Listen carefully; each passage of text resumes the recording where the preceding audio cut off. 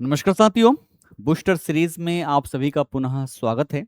और आज इस सीरीज के तहत बिहार का एक बहुत ही महत्वपूर्ण टॉपिक कवर अप करेंगे, जो है हमारी बिहार की नदियाँ। तो आइए देर ना करते हुए कम से कम समय में हम इसको कवर अप करने का प्रयास करते हैं। ठीक है। अगर हम बात करें यहाँ पर बिहार के नदियों की, तो बिहार में दो प्रकार की नदियां आप सभी को देखने को मिलेंगी। एक जो हिमालय से प्रवाहित होती हैं, जिन्हें हिमालयी नदियां कहते हैं, और दूसरी जो हमारी प्रायद्वीपीय क्षेत्र से, पठारी क्षेत्रों से बहती है, उनको प्रायद्वीपीय पठारी नदियों से हम संबोधित कर लेते हैं। ठीक है। तो बिहार में अनेक छोटी बड़ी नदियां हैं जो धरातलीय बनावट के अनुसार प्रवाहित होती हैं। बिहार की नदियों का अपवाह तंत्र मुख्यतः जालीनुमा तथा वृक्षाकार प्रकार का है।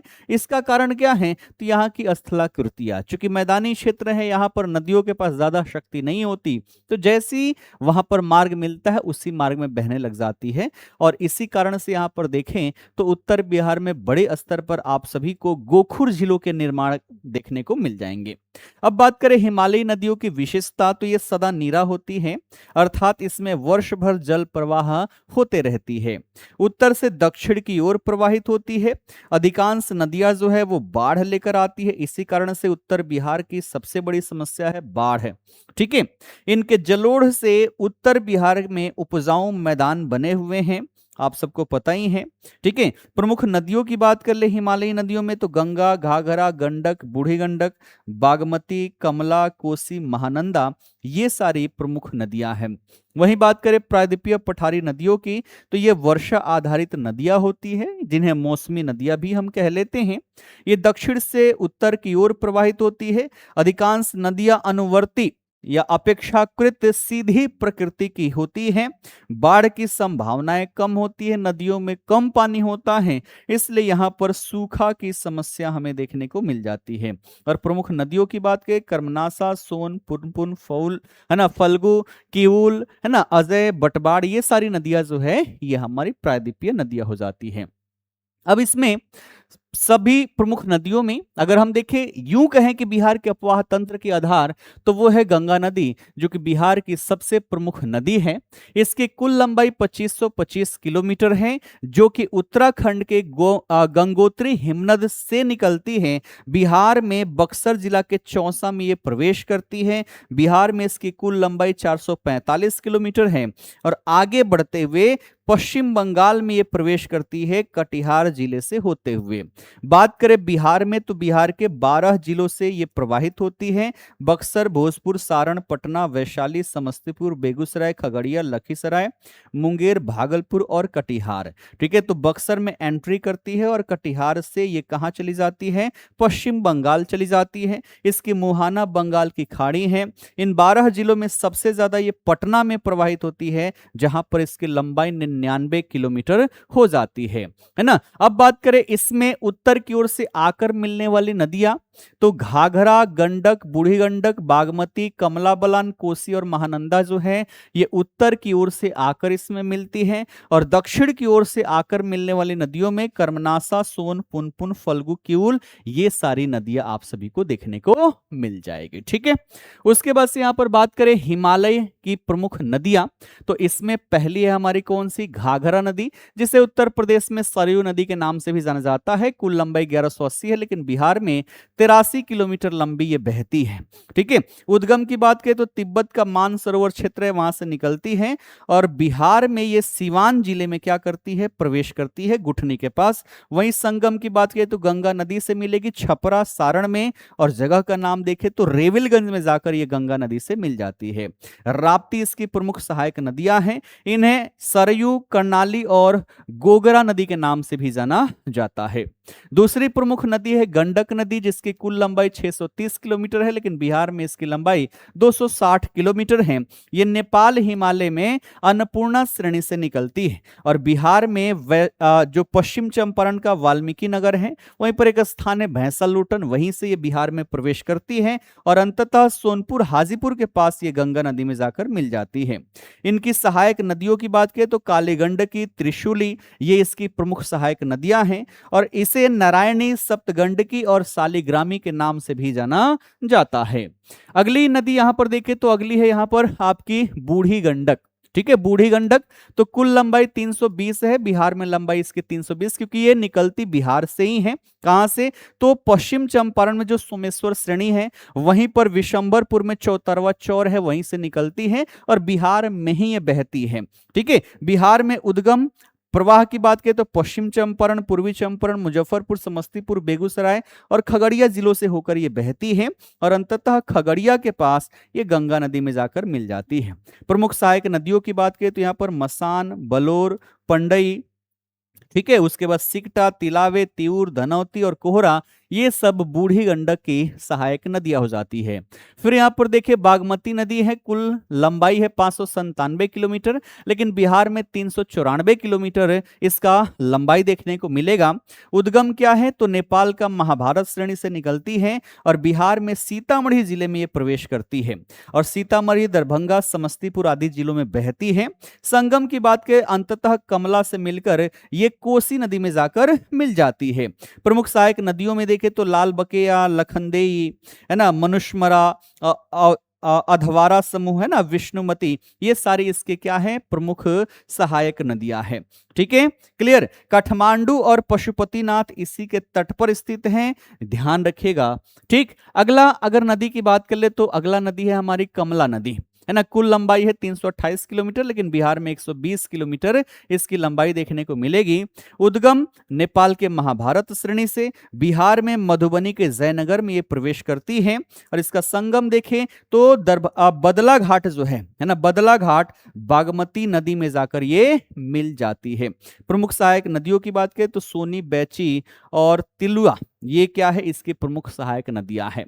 फिर यहां पर प्रमुख है आपकी कोसी नदी, जिसकी कुल लंबाई 720 किलोमीटर है, लेकिन बिहार में इसकी लंबाई 260 किलोमीटर है। नेपाल के गोसाई स्थान से इसका उद्गम होता है। नेपाल में इसे सप्तकौशिकी और कौशिकी के नाम से भी जाना जाता है। बात करें बिहार में प्रवेश की तो सुपौल के भीमनगर में ये बिहार में प्रवेश करती है और अंततः कटिहार के कुर्सेला में ये गंगा नदी में जाकर मिल जाती है। प्रमुख सहायक नदियों की बात करें तो अरुण, तमोर, लिखु, दूध कोसी है ना, तामा कोसी, इंद्रावती, सुन कोसी, ये सब इसकी प्रमुख सहायक नदियां हैं। क्योंकि यहां पर देखा जाए जब 7 धाराएं आपस में आकर मिलती है तब कोशी का निर्माण होता है, इसलिए इसे सप्तकोशी भी कहा जाता है। और बिहार में बाढ़ की समस्या इसकी वजह से देखने को मिलती है, इस कारण से इसे बिहार का शोक, सौरो ऑफ बिहार के नाम से भी जाना जाता है। और फिर है आपके यहाँ पर महानंदा नदी। उद्गम की बात करें दार्जिलिंग की हल्दीराम पहाड़ी से निकलती है, किशनगंज जिले से बिहार में प्रवेश करती है और किशनगंज, पूर्णिया, कटिहार में यह बहती है। बिहार में लगभग 376 किलोमीटर इसकी लंबाई, 376 नहीं 360 के आसपास आपको देखने को मिल जाएगी। ठीक है, संगम की बात करें तो पश्चिम बंगाल के मालदा में ये गंगा नदी से जाकर मिल जाती है और प्रमुख सहायक नदी इसमें मेची, कनकई, पनार, बालासन और नागर है और कोसी, मेची, इन दोनों नदियों को जोड़ा गया है नदी जोड़ो परियोजना के तहत, तो आप सभी ध्यान में रखिएगा। और ये उत्तर बिहार की सबसे पूर्वी नदी है, ये भी आप याद रखोगे। अब बात करें दक्षिण बिहार की, वो नदियां जो वर्षा आधारित हैं, तो सबसे पहले आपकी कर्मनासा, कुल लंबाई 192 किलोमीटर है। ये कहां से? तो कैमूर के विंध्य पहाड़ी से निकलती है, जगह का नाम है सरिदाग, वहां से निकलती है और ये बिहार और उत्तर प्रदेश का सीमा बनाती है। संगम देखें तो बक्सर के चौसा में जहां पर गंगा प्रवेश करती है बिहार में, वहीं पर जाकर ये गंगा नदी से मिल जाती है और इसे अपवित्र या अशुभ नदी माना जाता है।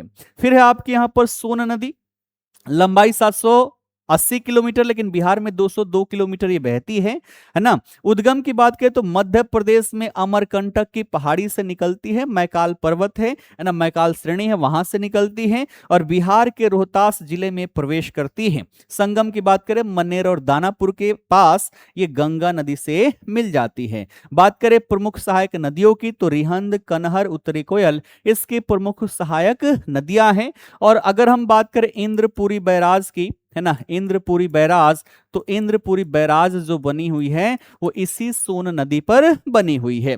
फिर अगली प्रमुख नदी जो है वो है पुनपुन नदी, कुल लंबाई 200 किलोमीटर है। ये पलामू के, झारखंड के पलामू के छोटा नागपुर पठार से निकलती है और बिहार के औरंगाबाद, जहानाबाद, पटना आदि जिलों में ये बहती है। संगम की बात करें तो फतुहा के पास जाकर ये गंगा नदी में मिल जाती है। मोरहर, मादर और दरधा इसके प्रमुख सहायक नदियां हैं।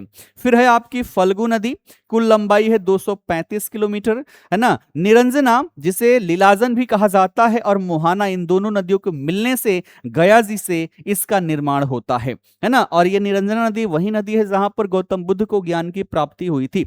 मूल स्रोत की बात करें तो उत्तरी छोटा नागपुर और हजारीबाग का क्षेत्र जो यहां से निकलती है। संगम की बात करें तो पुनपुन नदी, है ना, पुनपुन नदी में जाकर मिलती है, अंततः आगे गंगा नदी में ये मिल जाती है। और विशेष क्या है तो गया विष्णुपद मंदिर और पितृपक्ष मेला जो है उससे जुड़ी हुई ये प्रमुख नदी है। फिर यहां पर बात करें, अगली नदी है अजय नदी, जमुई क्षेत्र से निकलती है, बिहार के जमुई और मुंगेर में बहती है। और अंततः देखें तो गंगा में जो भागीरथी है ना, जो इसकी एक शाखा है, पश्चिम बंगाल में जाकर उससे मिल जाती है। ठीक है, उसके बाद से है आपकी किऊल नदी, जो हजारीबाग झारखंड से निकलती है और लखीसराय में गंगा नदी से जाकर मिल जाती है। ठीक है, इसकी प्रमुख नदियों में हरोहर और अंजन नदियां आ जाती है। फिर है आपके यहाँ पर सकरी नदी, छोटा नागपुर पठार से निकलती है, किऊल नदी के साथ मिलते हुए गंगा में जाकर मिल जाती है। और बिहार में नालंदा, पटना और गया क्षेत्र में इसका बहाव क्षेत्र देखने को मिलेगा। ठीक है, उसके बाद से बात करें चानन नदी, जिसे पंचानन के नाम से भी जाना जाता है, छोटा नागपुर पठार से निकलती है। तिलैया, पैमार, धरजो, महाने, ये सब इसकी प्रमुख धाराएं हैं। और अंततः देखें नालंदा के पास, है ना, गिरियक में ये जाकर मिल जाती है। ठीक है, तो ये सारी हमारी बिहार की प्रमुख नदियां हैं। और नदियों से आपके क्वेश्चंस आते ही आते, ये बात आप सभी ध्यान में रखिएगा। तो ये जो आपकी सीरीज है लगातार चलती रहेगी और जितने भी इंपॉर्टेंट टॉपिक है वो सारी चीजें मैं आप सभी को इसके माध्यम से कवर अप करवाते हुए चलूंगा।